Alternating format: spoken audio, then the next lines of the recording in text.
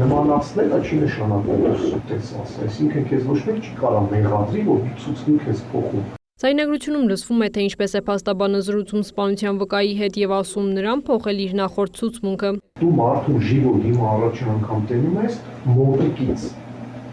ոչ թե կամերայով շարքում, տենում ես, որ չէ, ես փաստորեն սխալվել եմ,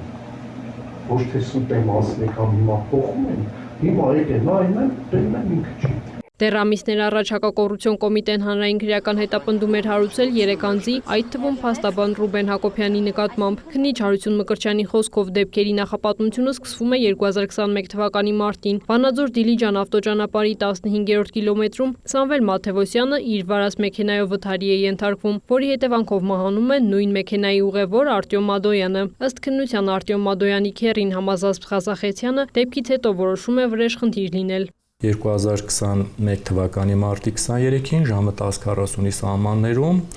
Համազազբ Սամվելի Ղազախեցյանը իրեն պատկանող Toyota մատնիշի ավտոմեքենայով գնացել է Սամվել Մայիսկայի Մաթևոսյանի բնակության հասցե, հեռախոսազանգով նրան դուրս է հրավիրել իրենց բնակարանից եւ մուտքի դիմաց իր մոտ գտնվող որսորդական հրացանով 2 անգամ կրակոց է արձակել նրա կրծքավանդակի եւ գլխի շրջանին եւ կյանքի հետ ստացած անհամատեղելի վնասվածքների արդյունքում նա հիվանդանոց տեղափոխվելու ճանապարհին մահացել է։ Գործով առանցքային վկա Անահիտ Մովսիսյանը դատաքննության ընթացքում ցուցմունք էր տվել կեղծանմամբ եւ ճանաչել Համազազբ Ղազախեցյանին որպես սպանություն կատարած անձ։ Քրեական վարույթով դեռևս չպարզված հանգամանքներում այդ հանգամանքը հայտնի է դարձել Համազազբ Ղազախեցյանի պաշտպան Ռուբեն Հակոբյանին եւ նրա եղբայր Վահե Ղազախեցյանին։ Ռուբեն Հակոբյանը եւ Վահե Ղազախեցյանը ձեռնամուխ են եղել Անահիտ Մովսիսյանից սկզբնական ցուցմունքներից տարբերվող ցուցմունքներ ստանալուն հօգուտ Համազազբ Ղազախեցյանի։ Քննիչի խոսքով հանդիպումները տեղի են ունեցել փաստաբանի գրասենյակում։ Ըստ վարույթի նյութերի Ռուբեն Հակոբյանը փորձել է վկային գումար առաջարկել։ Տեսնելով որ գումարը չի վերցնում,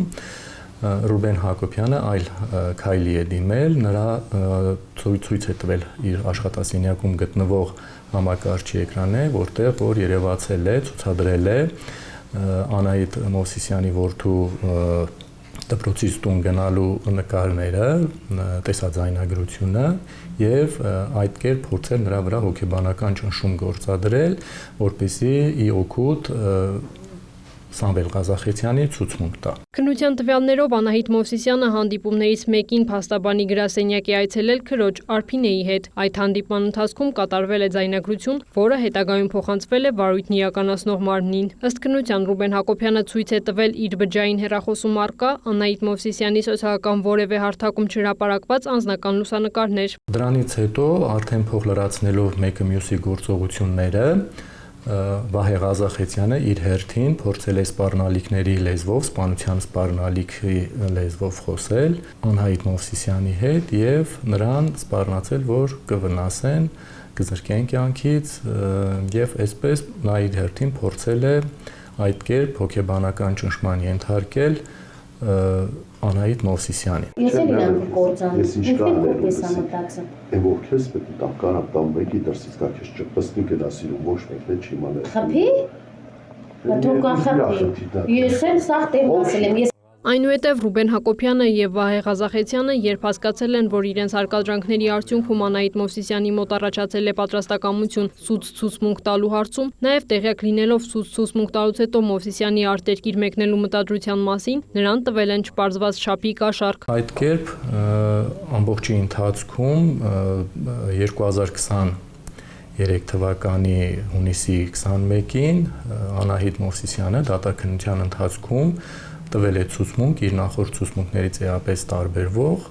մասնավորապես, որ նշել է չի ճանաչում, շփոթվել է որպես սպանություն կատարող անձ, նշելով Համազազբ Ղազախեցյանին եւ այդ կերպ սուտ ցուցմունք տալուն հարկադրելու գործողություն են կատարել Ռուբեն Հակոբյանը եւ Վահե Ղազախեցյանը։ Նախաքննության սկզբնական փուլում Ռուբեն Հակոբյանի նկատմամբ որպես խափանման միջոց կիրառվել է տնային կալանքը, իսկ Վահե Ղազախեցյանի նկատմամբ կալանքը։ Հետագայում Ռուբեն Հակոբյանի խափանման միջոցը փոխարինվել է գրավով եւ բացակայելու արգելքով, իսկ այժմ դատարանը վերացրել է բոլոր խափանման միջոցները։ Վահե Ղազախեցյանի նկատմամբ կիրառված խափանման միջոցը փոխարինվել է վարչական վերահսկողությամբ։ Լուրերի հետ զրույցում փաստաբան Ռուբեն Հակոբյանը նշեց, որ մեղադրանքը չի ընդունում, նաեւ ընդգծեց, որ բազմիցս միջնորդել են ձայնագրության նկատմամբ փորձաքննություն նշանակել։ Պարզելու արդյոք այն արհեստական բանականության կամ այլ բարձր տեխնոլոգիաների կիրառմամբ չէ ստեղծված, նաև ստուգելու ձայնագրության մոնտաժված, աղճատված կամ խեղաթյուրված լինելը։ Նրա խոսքով քննիչը մերժել է բոլոր նման միջնորդությունները։ Հակակոռուպցիոն կոմիտեից հակադարձում են, որ սույն քրեական վարույթով ձայնագրության փորձաքննության վերաբերյալ գրավոր միջնորդություն երբևէ չի ստացվել։ Բացի այդ, ձայնագրության իսկությունը հաստատվել է նախաքննությամբ ձեռք բերված բավարար ապացույցների համակցությամբ, այդ թվում Ռուբեն Հակոբյանի աշխատասենյակի խուզարկությամբ հայտնաբերված փաստաթղթերով, մասնավորապես նույն ձայնագրության ընթացքում Անահիտ Մովսիսյանին Ռուբեն Հակոբյանի տված հարցադրումների ձեռագիր սղագրությամբ։ Ռուբեն Հակոբյանին եւ Վահե Ղազախեցյանին մեղադրանքի առաջադրվել դատավարության մասնակցի լիազորությունների իրականացմանը խոչընդոտելու եւ դատավարության մասնակիցներին իրենց լիազորությունների հետ կապված կաշառք տալու, իսկ գործով վկա Անահիտ Մովսիսյանին կաշառք ստանալու համար։